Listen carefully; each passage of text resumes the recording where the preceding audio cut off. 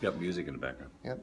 Hey, Brian Hutchison, Global Career Guy. It's episode 23, the Michael Jordan episode for you basketball fans out there. Jordan was considered the GOAT, the greatest of all time. No doubt about it. And I'm here with one of my personal GOATs, Dr. Spencer Skip Niles. Do you mean it in the same way? I'm not quite sure. I'm not either. For me, maybe I just wanted to call you a GOAT after all these years. But I've been told I resemble a goat. Really? Yeah, but that's a different thing. So what I really want to ask you about is this idea of SoulWork, because I know you had a rousing ovation at the Connexus conference around it, and now you're writing a book. So what is SoulWork? SoulWork is about the process of making choices that really honor who you are, who you truly are, your authentic self. And that sounds trite and glib to say, but I think, as we know, in terms of practice in work and the choices we make about our work and our lives, it's not always that easy. It sounds very existential to me, almost. It's got an and spiritual, existential and spiritual element. Elements are both there. They're both part of my own lived experience throughout my adulthood, actually. And so, especially the spiritual part. Most people don't know I went to a progressive graduate theological seminary as my first graduate school experience. And so I've always had this orientation towards the spiritual, which is really something I define as how we make meaning out of our life experiences and then translate that meaning into a purposeful direction. And so to me, that really is the sort of operationalization of soul in the world. If you think of soul as your authentic and true self, and then you think of spirit as how you manifest that authentic and true self in the world. You know, if somebody says, well, they didn't show much spirit today. There was a disconnect going on or something when people make that observation. And for many people, they experience that sort of soul-spirit disconnect in their lives and in their work. And so the long-term effects of that kind of disconnect are dramatic and substantial. Depression, addiction, abuse, depression, all those things that have a lot of fallout to them.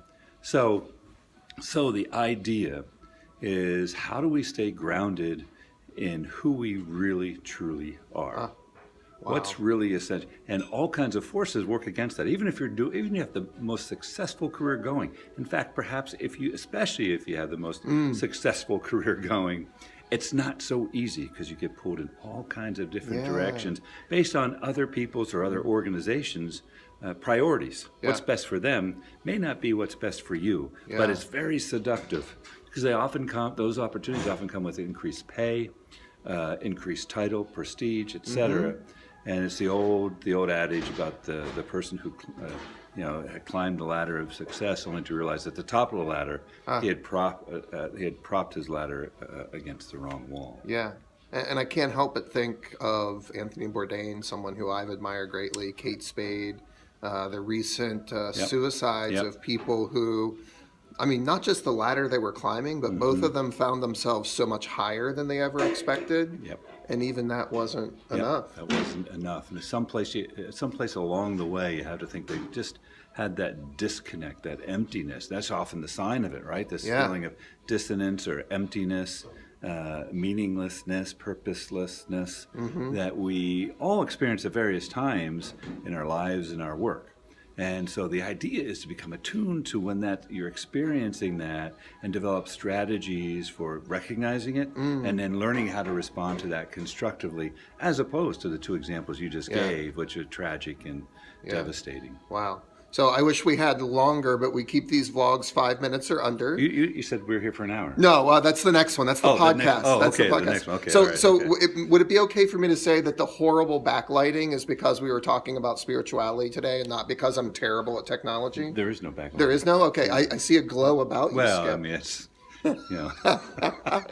So hopefully in our short time together, you saw, well, he is one of the GOATs for me, one of the greatest of all times. And is it okay to say, I think we might be seeing something coming out from you in the next year or so? Yeah. Tell us real quick what that'll be. Okay, a book entitled Reclaiming Your Soul from Work.